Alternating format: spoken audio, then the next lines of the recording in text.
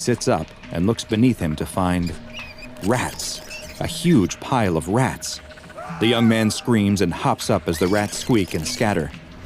He's in a panic, looking for a way to get out of here as quickly as possible, when he spots something else. There's a pile of dirty clothes in the corner of the room, or at least, he hopes it's a pile of dirty clothes. He slowly steps towards whatever it is.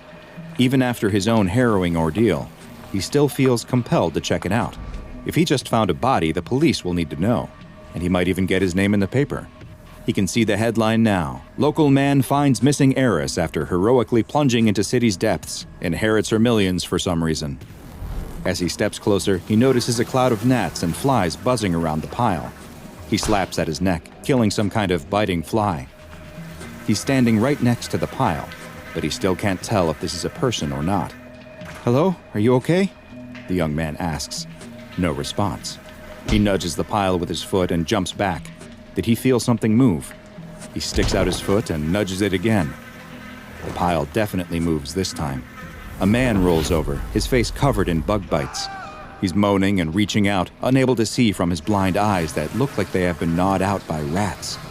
He opens his mouth and with one last gasp, appears to die right in front of the young man. The young man can only watch, frozen in fear, as a rat wriggles its way out of his open mouth and stares at the young man. The young man screams, turns, and runs. He doesn't know where he's going as he runs through the dark tunnels, but he finds a set of stairs and follows them up before bursting out of a door into the open air. He slams the door behind him. He's sure the man he saw in the tunnels died, but he's not taking any chances. He runs the rest of the way home, taking the stairs up to his apartment 2 at a time. He gets into his home and locks and bolts the door behind him. He leans against the door and tries to catch his breath, letting himself slide down to the floor. Finally, safe at last. He slaps at his neck again. Another fly. It must have been in his coat. He takes off his jacket and shirt, shaking them out, and is surprised to see more flies come out, but also other bugs like worms and cockroaches. He keeps shaking, panicking now, as more and more bugs fall from his clothes. He can see in the mirror on the wall that his body is covered in bites, but that's not what really has his attention. He gets close to the mirror, almost in a daze. This can't be right. He must be hallucinating.